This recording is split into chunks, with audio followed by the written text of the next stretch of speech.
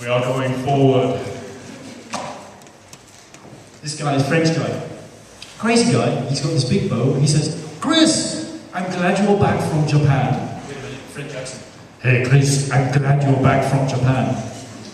I have to take my boat from Taipei to Hong Kong. Hong Kong? Hong Kong is 3 days sailing from Taipei. Can you help me? Oh no, I can't, I'm a failure. But he persuaded me. Come on, you can do it, we can do it, we'll go. And we got 8 people on this boat.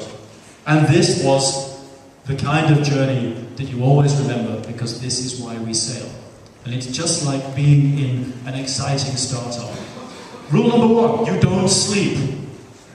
You just keep working all night and your hands hurt and you're tired and you don't know where you are because it's dark, and you just keep going, and the wind gets really, really strong. Your situation becomes really scary. Your environment is hostile. Business trading conditions are not good. It's all the same. Yeah, it's the same thing. Excitement, adventure, really wild things are happening. You see this metal thing here? It's called a boom. It's 5 meters long, and you need it to keep the shape of the sail. On this boat, on this journey, the boom broke into 2 pieces. In the night time. On the first night, so we've left harbor like 6 hours before. We're sailing just off the coast of Taiwan. Hong Kong is 2 days on the open sea. And I said, well, I guess we have to go to the harbor. And the captain says, no, they can't make this in Taipei. We have to take it to Hong Kong.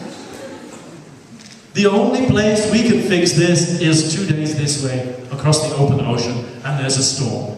Let's go. So we kept going. And all night it was dark, and the wind was really strong, and the boat was blowing over, and it was terrible, and I was terrified, and I didn't sleep, and everybody puked up. Worse than startup weekend. I mean, it was really awful. And we kept going, and eventually we arrived in Hong Kong. I'll leave that for a moment. We arrived in Hong Kong, and one of these ropes, probably this one, was hanging over the boat underneath, around the propeller. So it was not possible to start the engine. So you come into the harbour and the big ships are coming like this, and the wind is blowing and the boat has no control, and the half of the sails have broken and they have to take down the sails, and we're floating in the harbour, and somebody has to jump into the water in December, go underneath the boat, release the rope, come back, and then we can start the engine, and then we can drink champagne. Because, here we are, we're on an Asian yachting website at this time. Here's the crew. We broke the record for the fastest time. We are world record sailing prize winners. Because the captain refused to fail, even though everything went wrong. So this was the same as my trip, right? The crew didn't really know everything. Everything went wrong, disasters, problems, not enough resources, but somehow it was okay. So I guess, oh yeah, one other thing I have to tell you first. On this trip, we made lunch. Only one time we ate food. I made the food, and I came on the deck. Food for 8 people, and somebody said, hey Chris, do you want to talk about it? No! And you look around, the first thing like, oh look, there's one of my friends, I have to go and say hello to somebody else, right?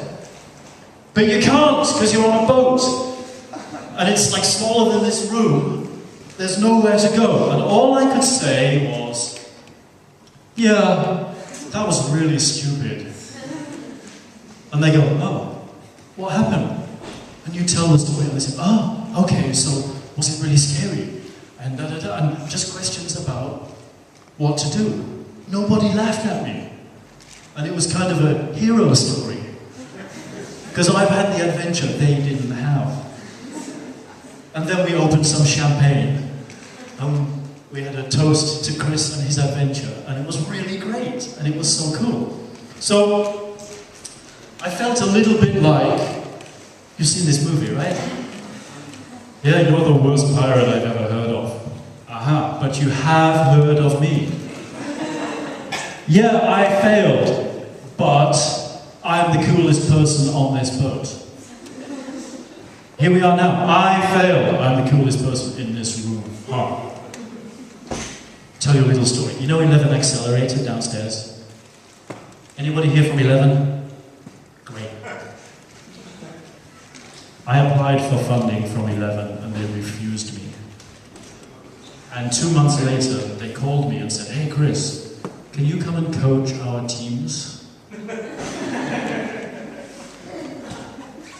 So I came and I gave the talk to help them practice their pitching technique, and I told this story, and then I pointed at Diljan from 11 and I said, "That man refused to invest in my company, but somebody else has invested. He's the loser." So being the failure is not a bad thing. Just get up again. Just keep going. Find another boat. Start another business. Do something. And that one something will go wrong too.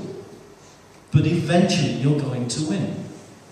You just have to keep getting up. And if you always just play safe, you never have the opportunity to be the world record-breaking sailor because you're too busy in your little boat. Because I sank my own boat, I was available to win the record. And go to Hong Kong and drink all that alcohol. It was so cool.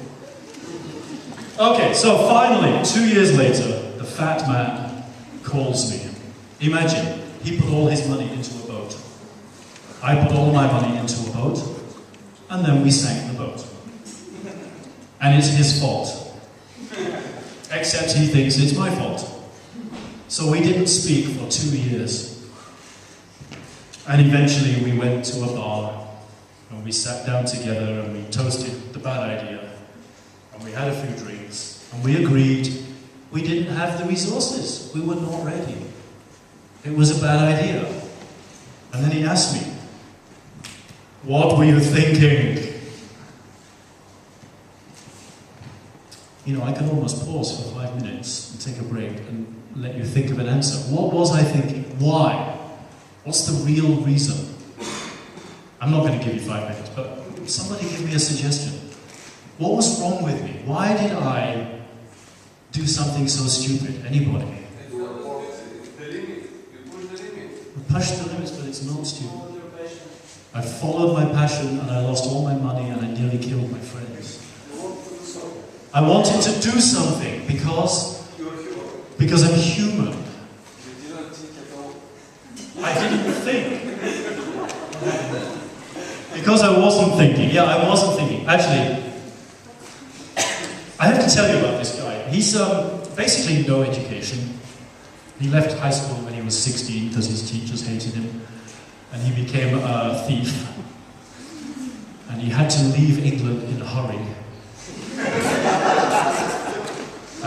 And he went to a few other countries, and he left at least 2 other countries in a hurry. And eventually he didn't leave fast enough, and he went to jail in Thailand for smuggling drugs for a couple of years. Eventually he escaped, and he met a girl who rescued him and made him become an English teacher. You know, I don't know what's the failure here. You know, being the international drug dealing criminal. And a few years in jail, but everybody thinks you're so cool. Or being an English teacher. Just give me a show of hands. Who thinks that being an English teacher is a failure? Who thinks that being an international drug dealing criminal mastermind is a failure? So it's about equal.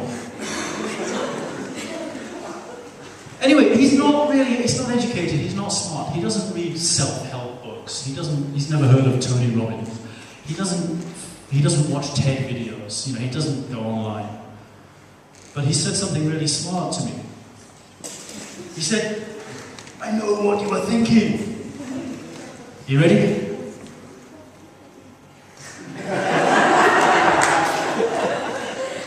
And he was so right. It's like I was 39 years and 9 months old, living in Taiwan, teaching English, sailing on other people's boats.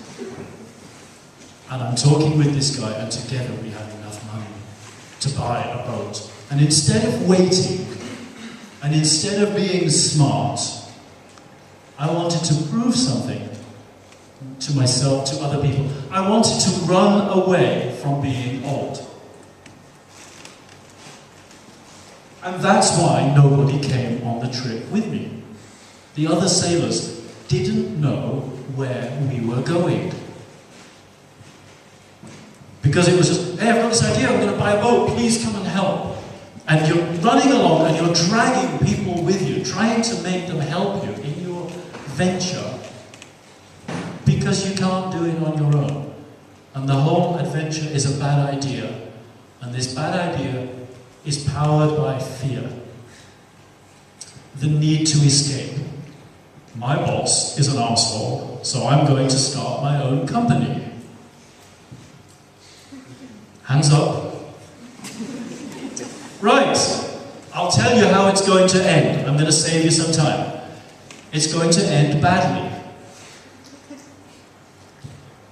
If you want to be successful in a venture, you need a vision, a goal. You need to tell people, we're going to Taiwan, or we're going to Silicon Valley, or we are going to revolutionize the online sunglasses business industry. Something. You need something exciting that other people want to do. You can't be running away from your boring life, because your boring life will follow you. It'll hide just underneath the water and it will smack you in the head. It's not going to work. You know, this guy again, he's always talking about being a leader and our great ideas and our vision. People follow this guy. That's why he's rich. He's not smart. He knows less than most people, but he's able to attract the smart people to support his vision, and he's able to attract the money. And when you get the money and the people and the vision, then you can be successful. It's not about planning and being prepared for everything that can go wrong. It's about having a team of people around you who can solve the problems when they happen. I know Chris is ignoring me, but Startup Weekend is a great example of a vision. People come and support Startup Weekend or this startup organization now because they like the idea of changing Bulgaria. And they will support that and work with it. And when things go wrong, there will be somebody stepping forward and saying, okay, I'll solve that problem. How many of you have been to Startup Weekend? Good, there should be more of you. Chris, your marketing's not good enough. Tell me, things go wrong, right? Things never go wrong? Oh, yeah, see, they do go wrong. They go wrong, and people step forward and solve the problem, and the result is always pretty good. Because there's a vision, there's something that people can believe in. So, rule number 4 really is rule number 1. Lead with a compelling vision. You know compelling, right? It pushes people, it excites people. It's exciting and engaging. This is what you need to do if you want to excite people, if you want to be successful. And rule number 5, I'm just going to put this one here. Recognize the limits of your own competence. So in my case, that means I should know that if I sail all night, I get really tired and I make bad decisions. Yeah? And I should do something about that. It's okay to get tired and make bad decisions if you protect the people around you from that failure. And the biggest mistake that I see all the time in startups, in big companies, in governments, is we believe we know what's going to happen. We believe we can cope because we know everything. And then you believe it and you vote for these people. And they don't know everything. They don't know how to cope, but they won't admit it. They won't admit it. Just let me ask a question, Chris. Did we manage to process the results from the survey? Kind of? Okay, we haven't got a chart for you yet. What's the time? Anybody? Time? Do we want to take a break and then I'll come back to that time? 11 past 10, past 8. 10 past 8. I'll just jump straight into it. We'll see if we can get the chart together later. The reason for the survey is to try and teach an important lesson. The correct answer to the question was 2,640. How many of you actually got the right answer? You know, your range included the correct answer. Almost nobody. Now there's nothing wrong with getting the wrong answer. You did? The problem is, I said, it's okay to get the wrong answer. You can say, oh, my answer is 0 to 100,000. Yeah? If you do that, there is no financial penalty. I won't email you and ask you for money. Everybody else said, okay, I don't know the answer, but from here to here, I'm confident I'm right. And I'm so confident I'm right, that if I'm wrong, I'll pay a financial penalty. So you gambled money. You didn't gamble on the right answer. You gambled on, do you know enough to know what's the right answer? You gambled on your own knowledge, not on the information itself. And most of you were wrong. Yeah, but you put the stuff to be wrong. So what? Okay, I'm just telling you. The world is full of misinformation, people telling you wrong things. People telling you what they want you to believe. And you believe it and you say, I don't really know, plus or minus 10%, 20%, but it's somewhere here. And the real answer is over here. That's like me sailing my boat at night and somebody says, what time will we arrive? And I say, 6 a.m., just after the sun rises. It will be light and we can sail down between the island and the mainland and everything will be cool. And I was wrong. How wide is that space? Oh, I think we can go about, 1 kilometer. But you know what? No, the reef is here. And I believed in myself so much I didn't look at the GPS. And I see startups doing this all the time. You ask people not difficult questions, simple questions that are difficult to answer. About the size of the market, or why did this business with the same product, why did they fail? Yes, but I know something special. I've got my own idea. And I call this the entrepreneur failure. Entrepreneurs fall in love with their own ideas, with their own knowledge, and they stop listening to other people, and they stop doing experiments to find out what's true. I'm advising somebody right now who wants to make some online teaching material. She wants PowerPoint. And I said, I don't think anybody uses PowerPoint anymore online. Well, if they really care, they will study my material like this. I said, you know what? Why don't we make PowerPoint and something else, and Prezi, and a video, and something else, and something else, and something else, and we can find out what people want.